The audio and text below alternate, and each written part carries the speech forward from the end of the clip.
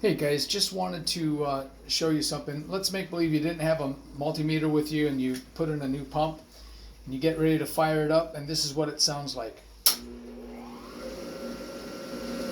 You hear how it has this laborious start?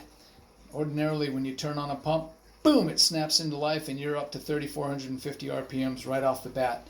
This is a half horsepower,